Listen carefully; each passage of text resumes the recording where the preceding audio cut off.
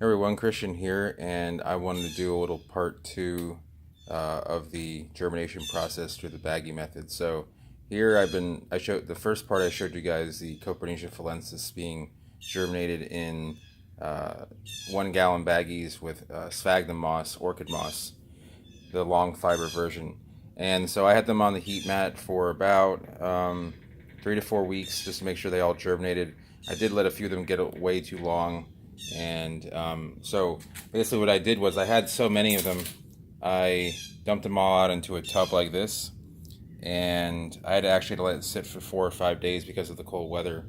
And uh, finally, when it warmed up a few days ago, we started potting them up. So this is actually the end of the line, but essentially this soil here, I actually got from a friend that went up and picked it up north, and it's a variation of the soil that I showed you guys about a year ago in a vlog at a nursery. And it's better draining. It has more silica sand in it. If you can see those little, actually you can't see it that well unless it's watered, but if you can look at those little bits there, see that it's almost like glass. That's silica sand is the highest quality sand you can get. It's just incredibly sterile. It drains really well. It doesn't get mushy or like doesn't get clumpy because of its gritty, coarse nature. So anyway, Ashley's going to pot up the last of the 340 phallens that we have here, and so basically, all you got to do is pop a hole in the soil, place it in.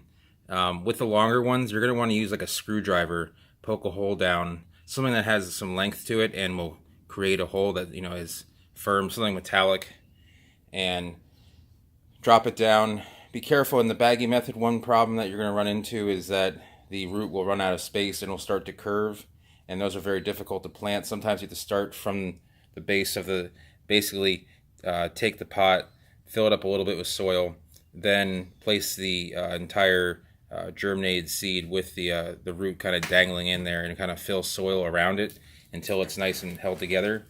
And it's okay to have a little bit of root exposed actually in these because they're a little bit shorter. We don't have any that I can see. There's one here, but you can see there's about a centimeter of root exposed there. But and some of the ones outside, there's a little bit more, up to an inch, because they have 5-inch roots. And as long as the majority, like 80% of the root, is actually in the soil going downward, that's really the important part here. So when you're potting up, make sure that when you put the soil in that it is nice and firm, it isn't fluffy. You don't want air pockets in there, because what will happen is the germinated seeds will actually air prune. What that means is essentially air will get to it, and it will think that the soil has ended and basically like cauterize itself and dry out. This usually happens when the root gets to the bottom, gets to the to the drain hole. But this can happen in the middle of the soil and can actually kill the plant outright. And you just don't want that. So make sure you pat it down. It's also important, once you're done potting up, to water it thoroughly to get rid of any of the smaller air pockets. And then this is kind of the finished product. We're actually out of soil. We had 75 gallons to pot up these little guys, and it's all gone now. But this is the watered so you can tell the difference to the watered in version. You can see a lot of the roots. You can actually see a lot of the silica sand. It's actually easier to see when it's been watered and then dried. But let's see here. Yeah, there's some. You can see here's probably 2 inches of root, almost 2 inches of root exposed right there. But it curves down another 3 or 4 inches. So this is going to get watered. These were watered last night. I did about 100 last night, and then we did another 40 just now. So that's the end of the road. You are going to kind of get some stragglers and stuff like this that's happened. Be careful when you're doing the baggy method. These guys here, they basically, their tips hit the edge of the bag, and it was right against the heat mat, and it burnt it. So I had a number of those. But when you're germinating several hundred seed, that's bound to happen to a few of them. So it happened to a few more than I would have liked, but I can't control. It's just unfortunate, because these seeds are a little bit more pricey than your average seed. If they were like 5 cents each, no big deal. But when they're anywhere between $2.50 and $5 each, then it can build up in price. So, but yeah, just most of you are probably gonna do this on a smaller scale.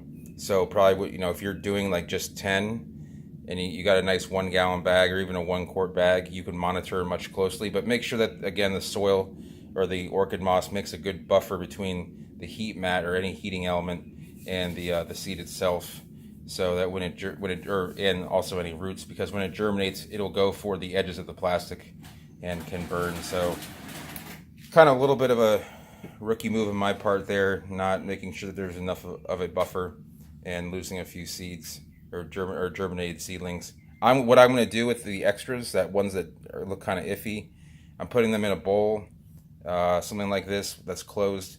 I'm going to keep it moist and see if they kind of grow out of it. What they can do is you'll actually see roots grow around the cauterized spot, and we'll see if that actually pans out. So again, these are the pots I'm using. You want to have at least, sorry for the mess, guys, lots of dirt, but you want to have at least a 6-inch pot. These are Stewie MT37s. They got a big hole in the center. I don't prefer this pot, but I happen to have, again, a friend who had a bunch of these, so we did a little bit of a trade. And the tray is called, like, I think the tray 6 or the tray 12. It has the coarse grate, and the coarse grate is good for large rooting seeds, because when the one that is a little bit finer, the roots can actually get into them and then kind of grow fat around them, and you actually have to cut the tray out in order to get the plant, or rip the root out, which usually leads into the plant's death. So anyway, again, some things I'm not doing optimally here is, one is I'm potting from the ground. Should have a potting bench, but we just don't have room in the patio at the moment. And yeah, just make sure that make yourself comfortable when you're potting up. Be standing up, or at least be at, like, have the plants kind of at sitting height, which is right here. We're just kind of sitting here doing this, and it'll be a little bit less, especially if you're potting up a couple hundred. So we'll see how these go. I have the rest of them outside. It's nice and warm out. So hopefully it's going to be in the 70s and 80s for the next couple weeks, and we'll just see a bunch of growth. And I'll do an update from there, and I'll kind of show you guys. Maybe I'll do a fast forward and show you guys what these will look like in 6 to 12 months. And I might have a few plants that I can kind of show you what's going on, maybe with my Copernicia ekmanii. So anyway, hope you enjoyed the video.